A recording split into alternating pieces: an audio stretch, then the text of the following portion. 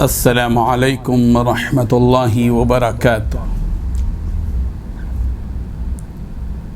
الحمد للہ الذی خلق السماوات والارض وسخر الشمس والقمر والصلاة والسلام على سید المرسلین محمد وآلہ وصحبہ اجمعین، اما بعد۔ حاضرین و ناظرین، یہ درس نمبر 710 ہے۔ سورہ اعراف کی 2 آیتوں کی آج تلاوت اور تشریح کی جائے گی۔ آیت نمبر 175 اور 176، 175 اینڈ 176۔ سب سے پہلے ان 2 آیتوں کی ہم تلاوت کرتے ہیں، لفظی ترجمے اور ترجمے کے بعد تشریح کرتے ہیں۔ اعوذ باللہ من الشیطان الرجیم، بسم اللہ الرحمن الرحیم۔ وَاتْلُ عَلَيْهِمْ نَبَأَ الَّذِي آتَيْنَاهُ آيَاتِنَا فَانْسَلَخَ مِنْهَا فَأَتْبَعَهُ الشَّيْطَانُ فَكَانَ مِنَ الْغَاوِينَ وَلَوْ شِئْنَا لَرَفَعْنَاهُ بِهَا وَلَكِنَّهُ أَخْلَدَ إِلَى الْأَرْضِ وَاتَّبَعَ هَوَاهُ فَمَثَلُهُ كَمَثَلِ الْكَلْبِ إن تحمل عليه يلهث أو تتركه يلهث ذلك مثل القوم الذين كذبوا بآياتنا فاقصص القصص لعلهم يتفكرون۔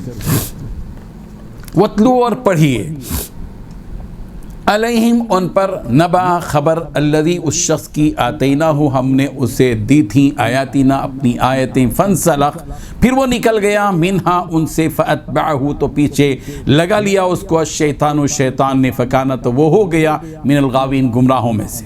ولو، اور اگر، شئنا، ہم چاہتے، لرفعناہ، تو البتہ بلند کرتے اس کو، بہا، ان آیتوں کے سبب، ولکنہ، لیکن وہ، اخلدا، جھک پڑا، الی الارض، زمین کی طرف، واتبع، اور وہ پیچھے لگ گیا، ہواہ، اپنی خواہش کے، فمثلہ، چنانچہ اس کی مثال، کمثل الکلب، اس کتے کی مثال کے مانند ہے، کہ ان تحمل، کہ اگر تو بوجھ لاد دے، علیہ، اس پر، یلہث، تو بھی ہامتا ہے، او تترکہ، یا چھوڑ دے اس کو، تو یلہث، تو بھی وہ ہامتا ہے، ذالک، یہی مثال ہے، القوم، ان لوگوں کی، الذین، جنہوں نے، کذبوا، جھٹلایا، بھی آیاتنا، ہماری آیتوں کو، فقصص، لہذا آپ بیان کریں، القصص، یہی واقعات، لعلہم، تاکہ وہ یتفکرون، غور و فکر کریں۔ ترجمہ یوں ہے، اور ان کو اس شخص کا حال پڑھ کر سنا دو جس کو ہم نے اپنی آیتیں عطا فرمائیں، تو اس نے ان کو اتار دیا، پھر شیطان اس کے پیچھے لگا، تو وہ گمراہوں میں ہو گیا، اور اگر ہم چاہتے تو ان آیتوں سے اس کے درجے کو بلند کر دیتے، مگر وہ تو پستی کی طرف مائل ہو گیا اور اپنی خواہش کے پیچھے چل پڑا، تو اس کی مثال کتے کسی ہو گئی، کہ اگر سختی کرو تو زبان نکالے رہے، اور یوں ہی چھوڑ دو تب بھی زبان نکالے رہے۔ یہی مثال ان لوگوں کی ہے جنہوں نے ہماری آیات کو جھٹلایا۔ یہ قصہ بیان کرو تاکہ یہ فکر کریں۔ ان 2 آیتوں میں 11 باتیں بتائی گئی ہیں۔ پہلی بات، اے رسول، ان کو اس شخص کا واقعہ پڑھ کر سناؤ جس کو ہم نے آیتیں عطا فرمائیں۔ نمبر 2، مگر وہ ان کو بالکل ہی چھوڑ نکلا۔ نمبر 3، پھر شیطان اس کے پیچھے لگا۔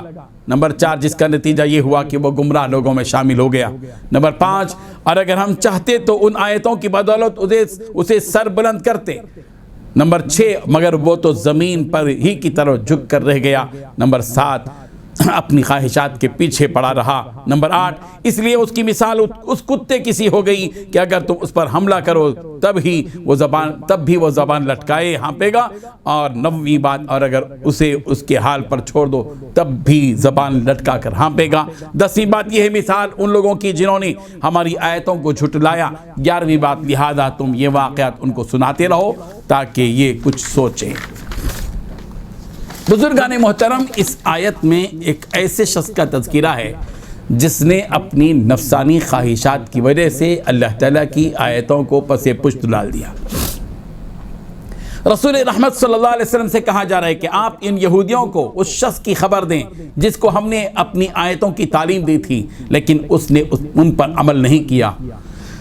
اس نے ان آیتوں کو پس پشت ڈال دیا اور ہمیشہ کے لیے ان آیتوں سے محروم ہو گیا۔ شیطان نے اس کو وسوسے میں مبتلا کیا اور اس کو پٹی پڑھائی اور وہ شیطان کا دوست ہو گیا اور گمراہوں اور کافروں میں ہو گیا، اس لیے کہ اس کا میلان اور رجحان دنیا کی طرف ہو گیا، اس کی توجہ نفسانی خواہشات کی طرف ہو گئی۔ یہ شخص کون تھا جس کے بارے میں اس آیت میں اس کی وضاحت کی گئی؟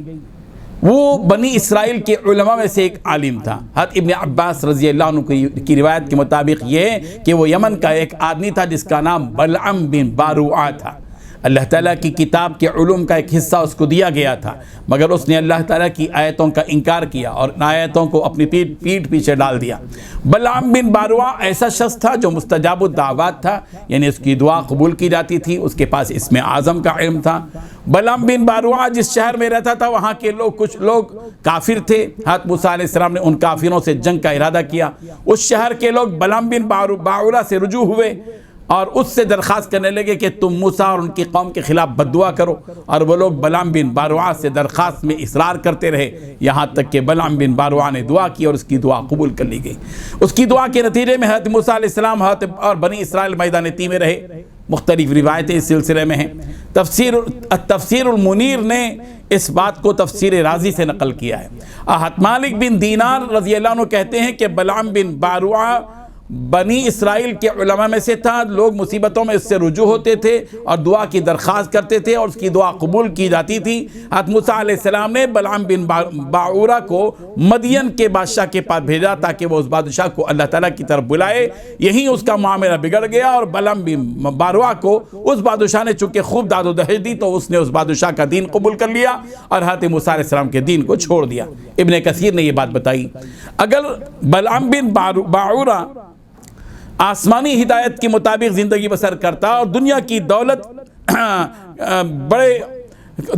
دولت کو آخرت کے مقابلے میں ترجیح نہ دیتا تو اس کا مقام نیک لوگوں میں اور بڑے علماء میں شمار ہوتا، مگر اس نے دنیا کی طرف رغبت کی اور دنیا ہی کی طرف مائل ہو گیا اور دنیا کی لذتوں کا شکار ہو گیا۔ اس کی مثال ذلت اور حقارت میں اس کتے کی سی ہو گئی کہ وہ ہر حالت میں زبان لٹکائے ہانپتے پھرتا ہے، اور کتے کی یہ حالت سب سے بدترین حالت ہوتی ہے جب وہ زبان لٹکائے ہانپتے رہتا ہے۔ یہ مثال صرف ایک بلعم بن باعورہ کی نہیں بلکہ اس قوم کی بھی ہے جس قوم نے اللہ تعالیٰ کی آیتوں کو جھٹلایا اور اس سے منہ موڑا، جس کے نتیجے میں آسمانی نصیحتوں نے انہیں کچھ بھی نفع نہیں پہنچایا۔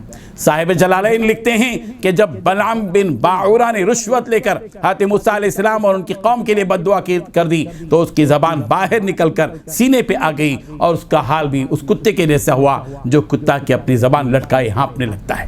بہرحال اس آیت سے ہم سب کو اس بات کا سبق ملتا ہے کہ اللہ تبارک و تعالیٰ کی آیتوں سے ہمیں بے خبر نہیں رہنا چاہیے، اللہ تبارک و تعالیٰ کی آیتوں سے منہ موڑنا نہیں چاہیے، بلکہ ہم سب کو اللہ تبارک و تعالیٰ کی جو آیتیں ہیں ان آیتوں کی طرف رغبت سے ان کی طرف دیکھنا چاہیے، اس سے عبرت اور سبق حاصل کرنا چاہیے اور اپنی زندگی میں ان آیات کو لا کر اپنی عملی زندگی کے اندر اپنے اندر ایک نور پیدا کرنا ہے۔ اللہ تعالیٰ عمل کی توفیق عطا فرمائے۔ وآخر دعوانا الحمدللہ رب العالمین۔